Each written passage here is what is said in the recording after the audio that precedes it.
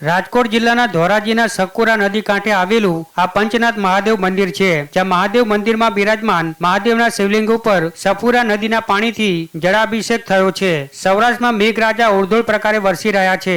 ગઈકાલે ધીમી ધારે વરસાદથી રાત સુધીમાં 3.5 ઇંચ વરસાદ વરસી ગયો। તેમાં ધોરાજી પંથકમાં ધોધમાર વરસાદ પડ્યો હતો। આથી નદી નાળા સહિત ચેકડેમ પણ વરસાદી પાણીથી ભરાઈ ગયા હતા, જેના કારણે આ વર્ષે પ્રથમવાર સફુરા નદી બે કાંઠે વહેતી થઈ હતી। ત્યારે નદી ઓવરફ્લો થતા નદી કાંઠે આવેલું પૌરાણિક મંદિર એટલે પંચનાથ મહાદેવ મંદિરમાં બિરાજમાન મહાદેવના શિવલિંગ પર કુદરતી રીતે નદીના પાણીથી જળ અભિષેક થયો છે। પંચનાથ મહાદેવ મંદિરમાં દર વર્ષે ચોમાસામાં વરસાદ પડતાની સાથે જ મંદિરમાં વરસાદના પાણી ઘૂસી જતા હોય છે અને મહાદેવના શિવલિંગનો કુદરતી રીતે જળાભિષેક થતો હોય છે, જે નજારો જોવા જેવો હોય છે। ત્યારે ધોરાજીમાં આજરોજ પહેલીવાર પંચનાથ મહાદેવ મંદિરમાં બિરાજમાન મહાદેવના લિંગ ઉપર વરસાદી પાણીથી જળાભિષેક થતા આનંદ છવાઈ ગયો હતો।